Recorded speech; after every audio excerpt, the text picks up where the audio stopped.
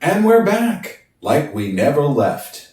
Welcome to the Confessions of a Not So Dangerous Mind podcast. I'd like to thank you all for spending some of your Tuesday morning here with me in New York. Once again, we're going to skip past all that promotional jazz and get right to the guts of the episode. Yesterday turned out to be a pretty somber day with the passing of James Earl Jones. Today, I guess I'm still in a bit of a meditative mood. And given the fact that it's almost a very serious anniversary, I want to tell a New York story from my youth.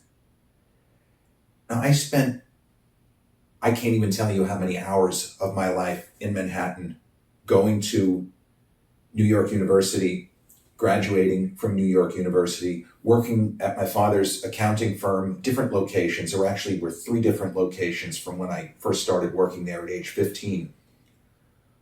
With all the time I spent in the city, there weren't that many particular days where I experienced everything the city that never sleeps had to offer. Usually I went there for a specific purpose, and when that specific purpose on a given day was fulfilled, I simply returned home. It isn't something that we would normally think about, but when you're the sort of introspective type as I am, it is something that I think about. Maybe not so much then, but certainly as an older person, you look back on certain moments and memories. So in a particular day, Friday, September 20th of 1996, I did not have classes at New York University that day. Somehow, my schedule was always arranged so that I did not have classes on Friday. I guess as a film student, they didn't have film classes on Fridays. I don't know. But my entire time there, I always had Fridays off. So on this one particular day, it was all set up for me. I was going to go into the city, and even though my dad was working elsewhere, I was going to put in a number of hours doing office boy, office helper type stuff. I was going to go to the movies, and then I was going to take the subway from Lower Manhattan to the Bronx.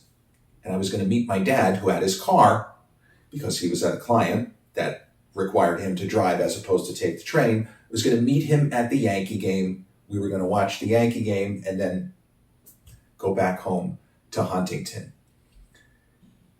So I remember taking the train in the morning and just being really excited. I didn't have a cell phone. Some people by 96, a few people had cell phones, but they were that size, if not bigger. So I remember I put in either 3 or 4 hours filing tax services. I may have ran an errand to one of the clients, this big warehouse that had a lot of files. And, I need the Strauss Trust from 1984. It's in box 1064A. Okay. So the movie that I was seeing, once I got out of the office, and I actually walked all the way from 99 Park Avenue, I walked all the way to what I think was the 9th Street Theater. I think it was on 2nd Avenue and 9th or 10th or something like that. It was sort of an art house theater. They would have normal Hollywood films, but there was a lot of art, independent films, foreign films at this theater. I think the theater is still there. I don't know what the name of it is. I don't even remember what the name was back then. But I just didn't want to, I wanted to absorb everything from this day.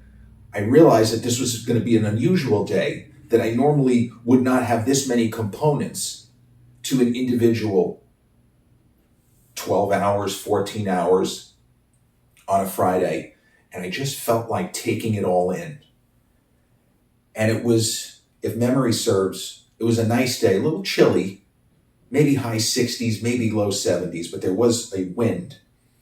And I remember the wind as I walked downtown, the wind hitting me in the face, but I wasn't upset. It took me about a half an hour to get to the movie theater. And the movie that I was seeing, oddly enough, I was taking a class called Modern American Drama. And we had read two of David Mamet's plays, including American Buffalo, which to this day many consider to be his finest achievement. I mean, it's very difficult for me to kind of assess a play without having seen it. But I had liked the play, and I was looking forward to seeing the movie. Dustin Hoffman was the star. Dennis Franz, an actor that I really liked. So I remember plunking my money down at this theater, and I got a little popcorn. I got a Diet Pepsi because I don't know why I got a Diet Pepsi, but I got a Diet Pepsi. And I sat down, really excited for the movie. And I walked out an hour and 40 minutes later, very disappointed. There are certain plays that translate to cinema. And then there are certain plays that, I hate to say this, shouldn't really have been movies. And it isn't always a question of opening it up, because there have been a number of stage plays where they didn't necessarily open it up, and it still works beautifully. But American Buffalo, I feel like it should have been opened up. It doesn't work the way, for example, Glengarry Glen Ross, another Mamet play, even though that is a confined location, more or less. There's a few settings, but it's nothing you couldn't do on the stage with scenery changes. Glengarry Glen Ross works really well. 6 Degrees of Separation, a movie with Will Smith, although most people say that Guerre's play is better, the movie is very good. There is enough motion and movement. American Buffalo is mostly Dustin Hoffman and Dennis Franz, and I forgot the name of the other actor, Rob somebody or other. Rob Brown? I'm not sure about that. But it's the three of them basically sitting in a pawn shop, I guess, and they're just arguing and arguing and arguing and threatening one another. That's pretty much the movie. And I was bitterly disappointed. I don't know what I was expecting, but some of the early reviews had said that this was a sort of galvanizing adaptation of Mamet's play. So I took that to mean, hey, they must have made some really cool changes. Maybe it's not just three guys sitting around shooting the shit and getting pissed off at each other. It's pretty much exactly what it is. So I left the theater really disappointed, and it was already probably 4:30, so there was no reason for me to waste any time. And back then, I would have a backpack with me, a knapsack, whatever you want to call it, and I had a CD player. That was as high-tech as I got. I had a CD player, and I had 20 or 30 CDs in a case, and enough battery power to last a long time. So I had means to entertain myself, quote unquote, and I had magazines and books in the bag. There was always something that I could do, whether it was just finding a place to read. My dad said that he was going to meet me at the stadium at about 6. So I got myself together and I got on the subway. There was no reason for me to hang around. I got on the subway, and it was actually a pretty long ride. There were a ton of stops. And I was able to get a seat, so I was comfortable, even with all the people around and at certain stops. So many people got in the train. Dad used to talk about feeling as if he was packed in like a sardine can sometimes on certain subways. But I remember getting to the stadium, and it was the first time that I took a train to Yankee Stadium. It could only be on a day like this where I was already in the city. You would never take the train to the subway from Long Island. It wouldn't make sense, because it really isn't that bad of a car ride from Huntington. Now, from Coram, you really would rather not be making that drive. But Huntington, you're starting 25 plus miles closer. It's not such a terrible ride. You can make it in 45 minutes without traffic. So I remember getting off the train, and here's a historical footnote. Nowadays, with cellular technology, it is very easy to meet people at a ball game. it's easy to meet people anywhere. You simply coordinate movements. Well, in the Stone Ages of 1996, it wasn't as easy as all of that. You could make plans to meet somebody at the ballpark, but you had to actually know where are they going to be. It's a pretty big area. Nowadays, I say gate 6 and you mistakenly go to gate 2. Hey, where are you? I'm at gate 6. No problem.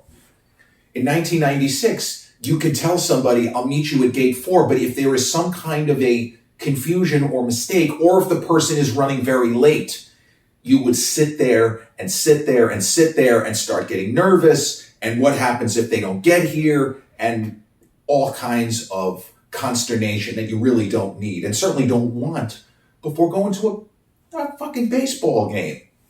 And these were the A+ seats that SCF and Co. These were the A+ seats that SCF and Co. had back then. Well, they didn't actually have it. They shared a partial season plan with a couple of big hitting consulting firms. But Dad had the tickets is the point. It's not like I had a ticket and I could just go into the ballpark if he was very late. I was stuck until he showed up. Now, the one advantage of old Yankee Stadium, the only remnant which still exists from the old stadium, which really isn't from the old stadium, is that gigantic air circulator, which is now, because the new stadium is built across the street, it's not in the same position relative to the ballpark as it used to be because the ballpark was built across the street. The gigantic air circulator, I think it's 138 feet high, in the shape of a Louisville Slugger. In the 90s and into the early 2000s, really until the old ballpark closed down, whether or not people had cell phones circa 2005, 2006, as most of us by that point did, you still met at the bat. Even though it's not a bat, it looked like a bat. It is an air circulator.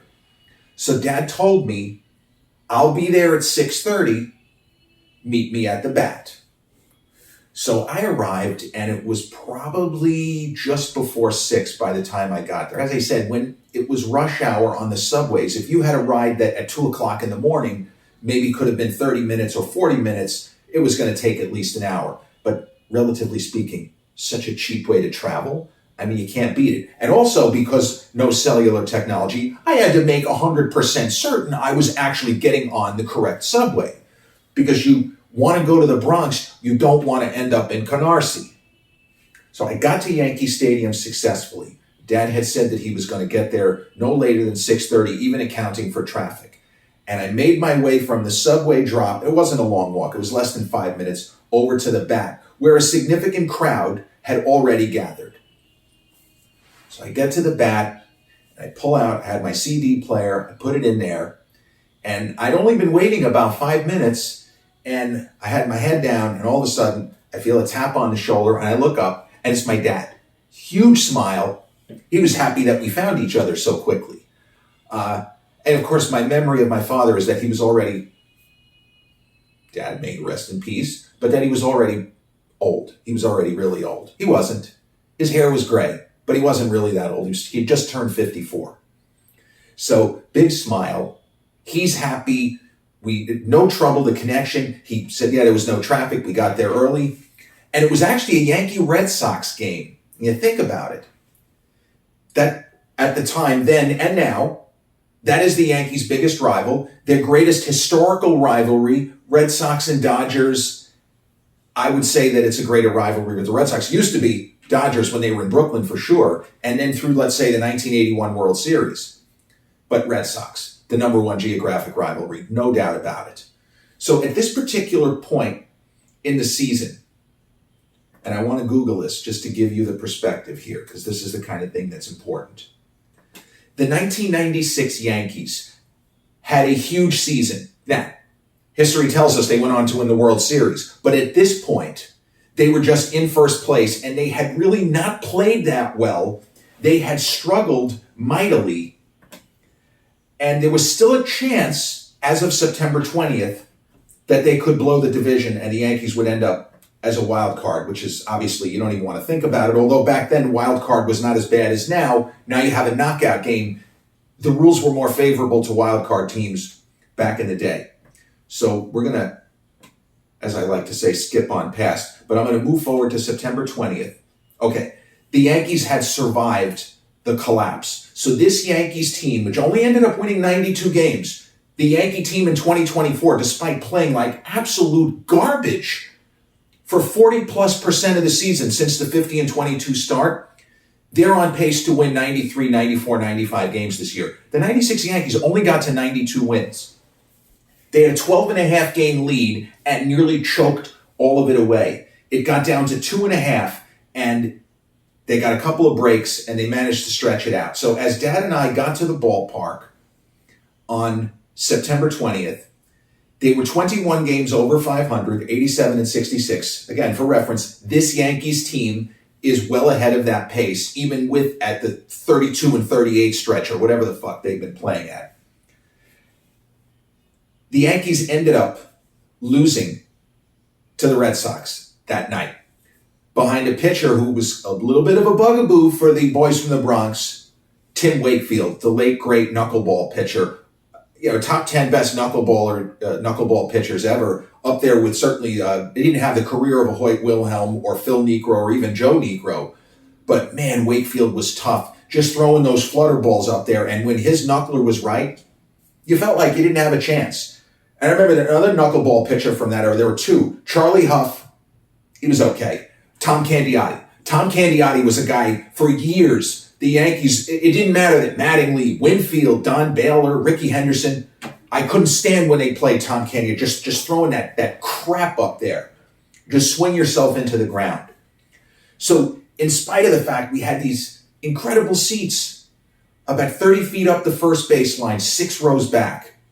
We settle into the seats, we order food, I get a sub sandwich and 2 pretzels, and we're eating like kings. The game was a dud. Wakefield beat us. It says here, and I certainly wouldn't have remembered this, but the Yankees lost the game 4-2. Tim Wakefield got the win, and a somewhat notorious name in Red Sox history because he wasn't very good, Heathcliff Slocum got the save. I remember going home.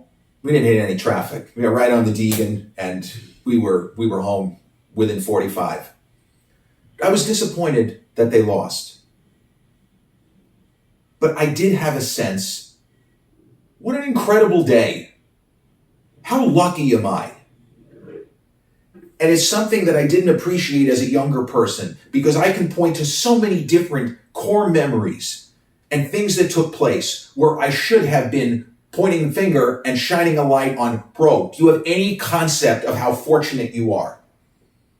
This was my final semester of coursework at New York University. I technically graduated in the spring, but my coursework was finished. I didn't want to walk in December of 96. They gave me the option. Would you like to walk with the class of 97? Yeah, no problem. So in theory, I could have called myself a 1996 graduate if I had wanted to graduate in 96 because my coursework was done. But I chose to graduate with the class of 97, have the kind of, bigger celebration.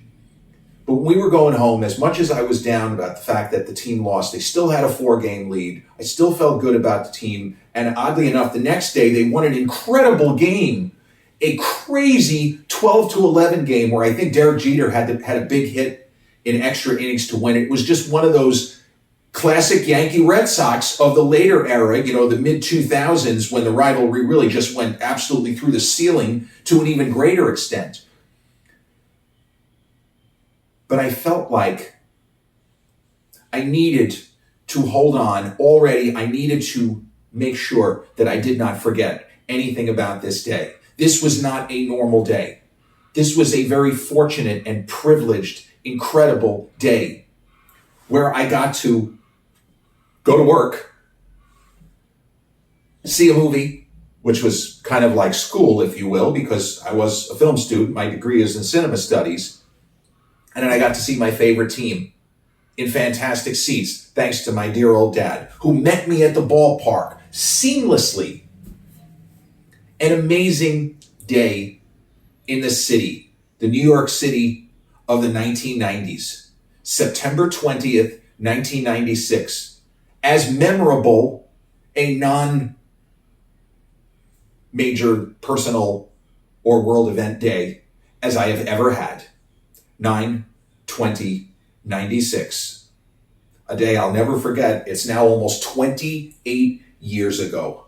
Amazing. And it is something that I will always look back upon and smile at my